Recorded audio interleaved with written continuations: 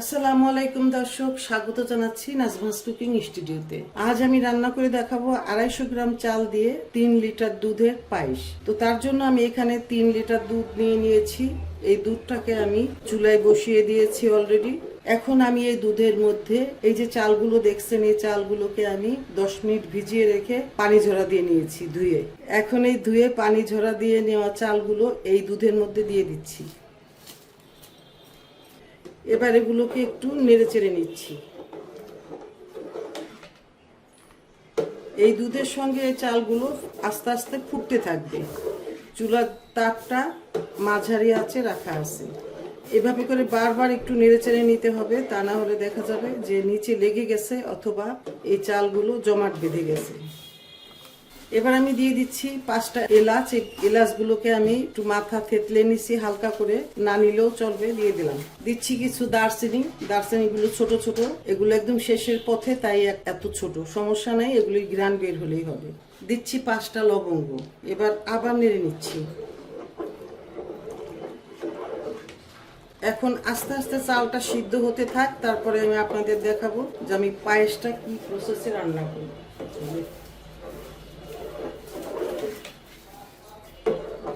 এবার দিচ্ছি 3টা তেজপাতা। এই তেজপাতাটা দিয়ে আমি একটু নেড়ে চেড়ে নিচ্ছি। এখন আস্তে আস্তে বলক উঠে এই চালটা ফুটে উঠুক, তারপরে আমি আপনাদের এই পায়েস রান্নার প্রসেসটা সম্পূর্ণভাবে দেখিয়ে দেব।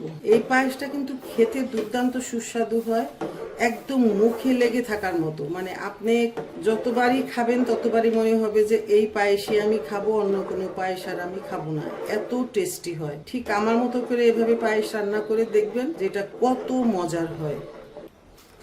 এই যে আবার একটু দেখাচ্ছি যে কিভাবে এভাবে নেড়ে ছেড়ে রাখতে হবে, তা না হলে কিন্তু উপরে সর পড়ে যাবে, দুধের পায়েসটা অনেকটা ভালো লাগবে না।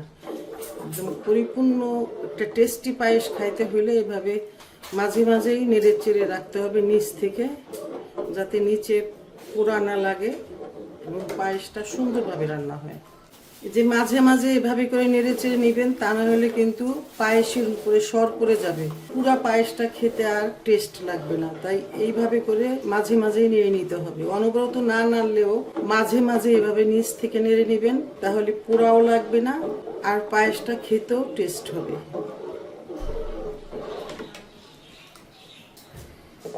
এই যে দেখুন খুব ভালোভাবে বলক উঠতেছে, এইভাবে বলক উঠতে থাকুক। তো আমার মনে হচ্ছে যে দুধে এখানে কম হবে, তো আমি আরো একটু লিকুইড দুধ দিব, পরে দেব, কারণ এই পায়েসটা যত ঠান্ডা হবে তত গাঢ় হয়ে যাবে, ঘন হয়ে যাবে। ভালোভাবে যখন এভাবে বলক উঠে এসেছে, এখন আমি চুলার তাপটা মাঝারি লো হিটের মাঝামাঝিতে রেখে এই পায়েসটুকু রান্না করে নিব। চালটা প্রায় ফুটে আসছে। চালটা পরিপূর্ণভাবে না ফুটে আসলে কিন্তু চিনি দেওয়া যাবে না।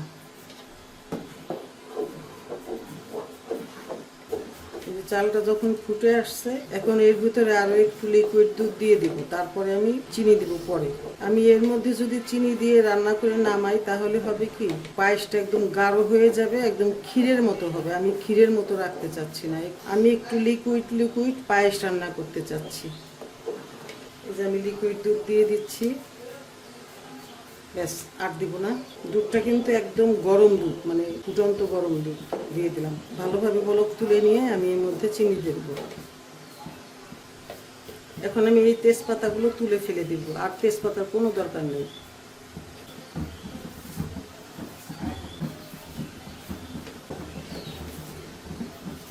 এখন আমি দিয়ে দিচ্ছি একটু লবণ, আবার একটু নেড়ে চেড়ে নিচ্ছি। এবার আমি স্বাদ মতো চিনি দিয়ে দিব। চিনিটা একটু আস্তে আস্তে দিতে হবে, বারবার টেস্ট করে, যাতে বেশি মিষ্টি হলে আবার পায়েসটা মজা লাগবে না, যে কারণে আমি এই চিনিটা খুব বুঝে শুনে আস্তে আস্তে দিব। এখানে আমি এই ধরনের 1 বাটি চিনি প্রথমে দিয়ে নিচ্ছি।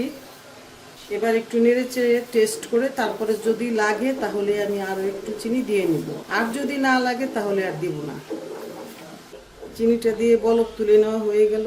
এবার আমি মিষ্টিটা দেখে নিচ্ছি, পুরোপুরি মিষ্টি হয় না, আরো একটু মিষ্টি লাগবে আমার। এই যে এখানে আমি আরো হাফ বাটি চিনি দিয়ে দিলাম, আবার নেড়ে চেড়ে একটু রান্না করে নিব। দর্শক দেখুন, এই যে আমার পায়েসটা এই অবস্থায় হয়ে গেল।